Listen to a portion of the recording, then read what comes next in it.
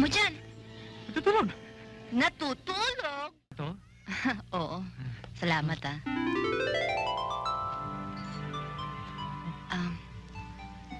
Salamat din sa'yo. Siguro, kung wala ka doon kanina, baka kung ano nangyari sa akin. Ay! Wala yan. Okay lang yan. Anong wala yun? Eh, halos magkabasag-basag ang mukha na sa pagtatanggol sa kanya eh. Oo, dapat naman may konting pasasalamat. May bayad? Hindi ka na kayo.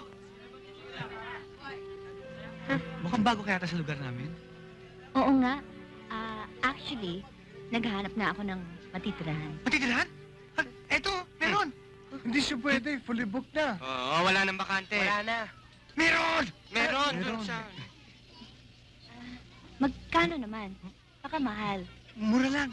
Mura lang. Magkano? 100. 1,000. 1,000? 500 pesos. Kahit na, kasi medyo, baka hindi ko makaya. Wala pa kasi akong trabaho, pero thank you, ha? Sandali. Trabaho? Magagawa natin ng paraan yan. Di ba kailangan natin katulong? Hindi. Hindi. Kailangan! Kailangan namin ng katulong. Magkano naman magiging sweldo ko? 500.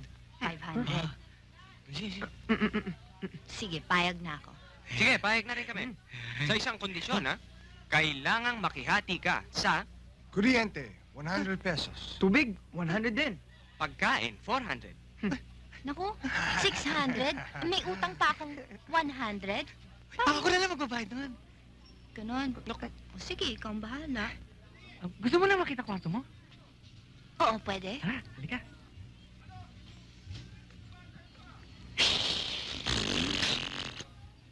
Ang ganda niya, no?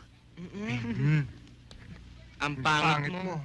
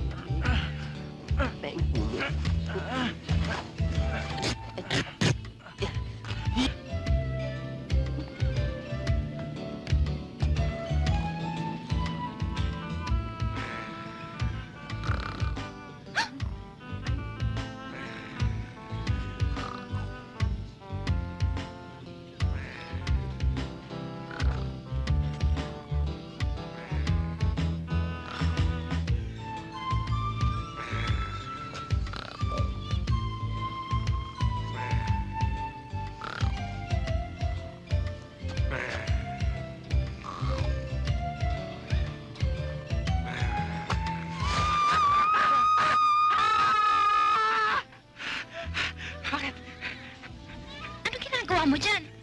Natutulog. Natutulog? Ibig mo sabihin, binigay mo sa akin ang kama mo? Pagkatapos, diyan ka nagsasakripisyong matulog? Wala yun. Okay lang yun. Sanay naman ako dito eh. Bakit ang aga mo gimising? Eh, syempre, I have to get up early to prepare your breakfast.